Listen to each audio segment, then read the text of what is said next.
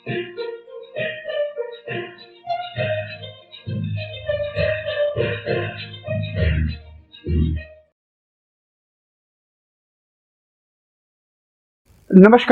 मैं Sanjay Kumar the editor के तीसरे एपिसोड में आपका स्वागत है। तो इस बार हम बात करेंगे एक हवा सा जो खड़ा हो रहा है डेल्टा प्लस के बारे में। डेल्टा प्लस जो यहाँ के ही डेल्टा वेरिएंट जो भारत में ही पाया गया था, उसी का एक नया वेरिएंट है। स्वास्थ्य मंत्रालय का कहना है कि डेल्टा प्लस वेरिएंट अधिक आसानी से और बहुत तेजी से फैलता है, फेफड़ों की कोशिकाओं को बहुत तेजी से जकड़ता है। मोनोक्लोनल एंटीबॉडी जो थेरेपी है वो इस पर असरदार नहीं है। कई और चीज़ें हैं जो डेल्टा प्लस वायरस के बारे में कही जा रही हैं, हालांकि इसमें बहुत सी चीज़ें कुछ अभी बहुत पुष्ट नहीं हैं, लेकिन डेल्टा प्लस की दस्तक से लोग कह सकते हैं देश दहशत में है। पहली बात तो ये कि डेल्टा प्लस से डरिए मत। एक्सपर्ट्स का कहना है कि डेल्टा प्लस की वजह से अभी पैनिक होने की जरूरत तो कतई नहीं है। डेल्टा प्लस आपके पास आ तो चुका है, ये बात तो सच है, लेकिन घबराइए बिल्कुल नहीं। क्यों? हम आगे बताएंगे कि घबराने की जरूरत क्यों नहीं है। तो इस बीच में जब तक बात आगे बढ़े, अगर आप इस चैनल पर नए हैं तो बस थोड़ी छोटी सी गुजारिश है कि आप वो सब्सक्राइबर वाला बटन दबा दीजिए और नोटिफिकेशन की बेल भी, ताकि हम कुछ भी नया लाएं तो आपको सबसे पहले खबर आए और आप उसे देख पाएं। तो भारत सरकार ने डेल्टा प्लस वेरिएंट को वेरिएंट ऑफ कंसर्न जो है घोषित कर दिया है। वेरिएंट ऑफ कंसर्न का मतलब है कि ये चिंताजनक बात है, ये आगे चल करके हमें खतरे में डाल सकता है, चिंताएं दे सकता है। ये करीब दर्जन भर, अभी 2 दिन पहले तक 10 राज्यों में था और अब लगभग दर्जन भर राज्यों में ये डेल्टा प्लस दस्तक दे चुका है। और इससे जो संक्रमित लोग हैं, इन्फेक्टेड लोग हैं, रोगी हैं, उनकी संख्या पूरे संसार में देखा जाए तो उसमें हम लोग बस दूसरे नंबर पर हैं। अमेरिका में ही हमसे ज़्यादा हैं, बाकी उसके बाद हम लोग ही हैं। तो बाकी देशों में भी थोड़े थोड़े नंबर्स हैं, लेकिन सभी एक तरह से सहमे हुए हैं।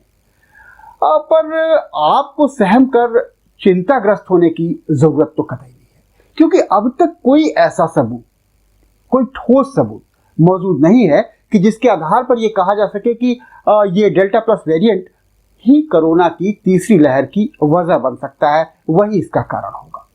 कोरोना के इस नए वेरिएंट में सबसे खतरनाक बात यह है कि अभी तक के ये जो वेरिएंट मिले हैं ना, उनमें सबसे तेजी से फैलने वाला है, सबसे ज्यादा संक्रामक है। इसका जो अल्फा वेरिएंट है उससे तो वो 60% ज्यादा तेज है जो डेल्टा प्लस है। लेकिन आपके डबल मास्क को ये नहीं भेज पाएगा, ये निश्चिंत रहिए। मास्क पर मजबूती बनाए रखिए बस। डेल्टा प्लस जितना संक्रामक है, जितना इन्फेक्शियस है, उतना ही खतरनाक भी है, इस बात के अभी कोई आधिकारिक पुष्टि नहीं हुई है। ना आईसीएमआर ने की है, ना सरकार के किसी भी इदारे ने कोई अभी आधिकारिक पुष्टि नहीं की है। विदेशों से भी अभी ऐसी कोई पुष्टि नहीं आई है। और अगर ये कुछ खतरनाक है भी, तो यदि आपकी सुरक्षा दीवार मजबूत होगी तो ये उसे भेद नहीं पाएगा। हमारा मतलब है कि आपके द्वारा जो अपनाए जा रहे कोरोना गाइडलाइंस है, यानी सोशल डिस्टेंसिंग और मास्क, बार बार हाथ का धुलना, अपने जो आपका जो इम्यूनिटी सिस्टम है, जिसको बढ़ाने के लिए देश के लोगों ने तरह तरह की दवाइयां, जड़ी बूटियां और काढ़े पर 15,000 करोड़ खर्चे पिछले साल में, एक साल में, जब से कोरोना की पहली और दूसरी लहर के बीच में 15,000 करोड़ इस बात पर खर्च किए। तो बेशक दूसरी लहर के मुकाबले हमारे पास ज्यादा इम्यूनिटी तो होगी ही, herd immunity, sterile immunity, natural immunity. Immunity का मतलब यह है कि किसी भी व्यक्ति को संक्रमण हुआ और उसके बाद उसकी जो रोग प्रतिरोधक क्षमता है, बीमारी से लड़ने की जो क्षमता है, जो कैपेसिटी है, उसने वायरस का मुकाबला करने में सक्षम एंटीबॉडीज तैयार कर लिया, जो अगले हमलों के बचाव के लिए अब पूरी तरह से तैयार है। आंकड़ों के अनुसार देश में कोरोना से बीमार होकर के ठीक होने वाले 3 करोड़ हैं। गैर सरकारी आंकड़ा संभवतः इसका 4 गुना तो होगा ही होगा। और मोटे अनुमान के अनुसार देश में 15 करोड़ लोग ऐसे होंगे जो कोरोना से संक्रमित होने के बाद ठीक हो चुके होंगे। आप इसको मोटी गिनती ले लीजिए कि जिन लोगों ने अस्पताल में रिपोर्ट किया, जिन लोगों के इलाज हुआ, उसके अलावा भी बहुत से लोग हैं गांव गिराव दूर दराज में, बहुत से लोग हैं जिनका इलाज नहीं हुआ, वो अपने घर में रहे, किसी को भी नहीं पता, कहीं दर्ज नहीं हुए कि वो कोरोना से संक्रमित हुए हैं। तो ऐसे लोगों की संख्या लगभग 15 करोड़ तो होगी। अब देखिए 30 करोड़ से ज्यादा लोगों को आज की डेट में वैक्सीन लग चुकी है। जब डेल्टा प्लस अपने असर में आएगा, अगर आएगा उस तरीके से, जब परिदृश्य बदलेगा, इसका प्रकोप शुरू होगा, तो ये संख्या कम से कम 45 करोड़ तो हो जाएगी वैक्सीनेशन वाली। इसलिए कि सरकार ने अभी अचानक पिछले कुछ दिनों में वैक्सीनेशन की जो दर है वो बहुत तेज कर दी है। और अगले महीने यानी अगस्त के बाद से जो वैक्सीन का जो डोजेस का टोटा था वो भी बहुत हद तक खत्म तो नहीं हो जाएगा, लेकिन बहुत कम हो जाएगा। जिन लोगों को सिंगल डोज भी लग पाई होगी वो भी काफी हद तक सुरक्षित हो जाएंगे, कम से कम 50% तो सुरक्षित हो ही जाएंगे। ये हमारा नहीं, ये वैज्ञानिकों का कहना है कि अगर एक डोज भी लगा है तो उनको भी उनकी भी इम्यूनिटी जो है ना वो बढ़ चुकी होगी, इंप्रूव कर चुकी होगी। इसका मतलब कि टीका लगवा चुका, वैक्सीन लगवा चुका शख्स कभी वायरस के चपेट में नहीं आएगा और न किसी और को ये संक्रमित करेगा, यानी एक तरह का स्टेराइल इम्यूनिटी उसको मिल जाएगी। तो मान के चलिए कि इस तरह के लगभग 60 करोड़ लोग जो हैं वो हो जाएंगे सब मिला जुला के, तो उनके भीतर कोरोना की इम्यूनिटी बन चुकी है। वैक्सीनेशन से स्टेराइल इम्यूनिटी के अलावा हर्ड और नेचुरल इम्यूनिटी भी बहुतों को हासिल हो जाएगी तब तक। तो कहने का मतलब एक बड़ी संख्या होगी, 18 प्लस से ज्यादा है और 45 से ऊपर के लोग जो हैं वो 85 करोड़ हैं। तो ये भी एक अच्छी बात है कि हमारे देश में नौजवानों की संख्या ज्यादा है और बुजुर्ग लोग जो 60 से प्लस है वो केवल 6% हैं। तो इसलिए भी हमको इस तीसरी लहर से या डेल्टा प्लस से बहुत ज्यादा भयभीत होने की आवश्यकता नहीं है। तो वैक्सीनेशन से हमको स्टेराइल इम्यूनिटी मिली, इन्फेक्शन जो हुआ उससे हमें नेचुरल इम्यूनिटी मिली, और बहुत ज्यादा भीड़ लग गई, बहुत चीजें हो गई तो उसे हर्ड इम्यूनिटी। इन तीनों चीजों से हमें जो इम्यूनिटी हासिल हुई वो हमारी ताकत हुई इस डेल्टा प्लस के अगेंस्ट, इस तीसरी लहर के अगेंस्ट। हर्ड इम्यूनिटी के बारे में आप सब जानते होंगे, लेकिन मोटे तौर पर अगर कोई बीमारी कम्युनिटी लेवल पर फैल जाए, समाज और समूह के एक बड़े हिस्से में फैल करके उसे प्रभावित कर दे, संक्रमित कर दे, तो इंसानी रोग प्रतिरोधक क्षमता जो होती है उस बीमारी से लड़ने लगती है, लड़ती है। और जो लोग बीमारी से लड़ करके पूरी तरह से ठीक हो जाते हैं वो उस बीमारी से इम्यून हो जाते हैं। माना ही जाता है एक वैज्ञानिक तौर पर कि फिर उनको वही उसी तरह की बीमारी होने का खतरा लगभग शून्य हो जाता है या न्यून हो जाता है। ये भीड़ वाली यानी हर्ड इम्यूनिटी होती है। वैज्ञानिक कहते हैं कि देश की 65% आबादी अगर संक्रमित हो करके और फिर ठीक हो जाए, भले ही उनमें हल्के या न के बराबर लक्षण आए हों, तो बाकी 35% आबादी अपने आप कोविड से, कोरोना से अपने आप उसको सुरक्षा मिल जाएगी। तो अपने वहां ढेर सारे लोग हैं जो एसिम्प्टोमेटिक रहे हैं, जिनमें लक्षण दिखे ही नहीं, लेकिन उनको कोरोना हुआ, संक्रमण हुआ, बहुत हल्का फुल्का हुआ, लेकिन उनकी ताकत ने, उनकी प्रतिरक्षा तंत्र ने उन्हें उबार लिया। तो ऐसे बहुत से लोग हैं।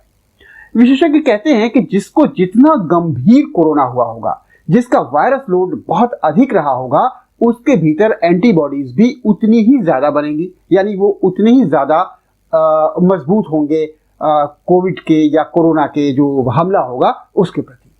तो उनका प्रतिरक्षा तंत्र बहुत मजबूत होगा। ये इम्यूनिटी जो वैक्सीन से इम्यूनिटी आती है उससे भी ज्यादा बेहतर मानी जाती है, उससे भी ज्यादा मजबूत इम्यूनिटी मानी जाती है जो एक बार कोरोना होकर के ठीक हो जाने वाली होती है। खैर, कितना हार्ड इम्यूनिटी आया है ये जांचने के लिए सीरो सर्वे कराया जाता है। तो जब पिछला सीरो सर्वे कराया गया था तो वो महज 22% देश की आबादी संक्रमित मानी गई थी, लेकिन ये सर्वे बहुत पुराना है, नया सर्वे भी आया नहीं है, खासतौर से जो दूसरी लहर है उसके बाद। अब दूसरी लहर में जो हालत हुई थी आप समझ सकते हैं कि इसकी संख्या कितनी विशाल, कितनी बड़ी होगी। उस समय तक जब पहली लहर की बात थी या उसके थोड़े से समय के बाद थी तो 22% ओवरऑल माना गया था, लेकिन अब ये संख्या बहुत बड़ी होगी। तो पिछली बार का अनुभव, इम्यूनिटी, सरकारी व्यवस्था, ये सब भी हमारे साथ हैं, तो फिर डेल्टा प्लस से क्या डरना। अब एक बात की आशंका हो सकती है कि हो सकता है कि डेल्टा प्लस, जो लोग पहले इम्यून हो चुके हैं दूसरे से, डेल्टा से इम्यून हुए हैं, लेकिन ये डेल्टा प्लस वेरिएंट है, हो सकता है कि डेल्टा प्लस वेरिएंट को पहचानने से ये प्रतिरक्षा तंत्र इनकार कर दे और फिर उस पर से जो है वो वैक्सीन या हमारा इम्यून सिस्टम काम ना करे। लेकिन आईसीएमआर जो है वो अभी इस पर जांच कर रहा, अध्ययन कर रहा है कि हमारी वैक्सीन जितनी भी हैं वो क्या इस पर कामयाब हैं भी कि नहीं, इसका बचाव कर सकती हैं कि नहीं, कितना बचाव करेंगी डेल्टा प्लस का। ये अभी समाचारों में है कि नहीं वैक्सीन पूरी तरह से हमारा बचाव करने में कारगर है, लेकिन अभी इतने कम संख्या में मरीज आए हैं डेल्टा प्लस के कि उनके आंकड़ों को लेकर के कोई बहुत मुतमईन होकर के कोई राय बनाना भी संभव नहीं है।